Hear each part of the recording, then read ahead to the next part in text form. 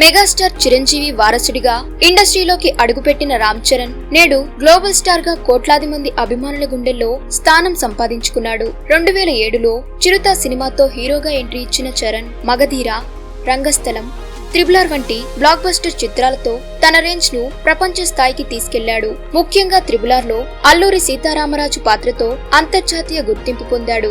ఇక వ్యక్తిగత జీవితంలో ఉపాసనను వివాహం చేసుకున్న చరణ్ కు మొదట క్లింకారా జన్మించగా 2026లో మరోసారి శుభవార్త వచ్చింది. కవల పిల్లలు పుట్టడంతో మెగా ఫ్యామిలీలో ఆనందం రెట్టింపైంది. ఒకరు అబ్బాయి, మరొకరు అమ్మాయి. అటు ప్రస్తుతం పెద్ది సినిమాతో బాక్సాఫీస్ ను షేక్ చేస్తున్న చరణ్ 300 కోట్లకు పైగా వసూళ్లతో మరో భారీ రికార్డును తన ఖాతాలో వేసుకున్నాడు. అయితే పెద్ది తర్వాత చరణ్ ఏ ప్రాజెక్ట్ తో ప్రేక్షకుల ముందుకు రాబోతున్నాడు, గ్లోబల్ లెవెల్లో మరో సెన్సేషన్ కు సిద్ధమవుతున్నాడా? ఈ విషయాలు త్వరలోనే బయటకు రానున్నాయి. మరిన్ని ఇంట్రెస్టింగ్ సినీ అప్డేట్స్ కోసం వెంటనే మన ఛానల్ ని సబ్స్క్రైబ్ చేసుకోండి.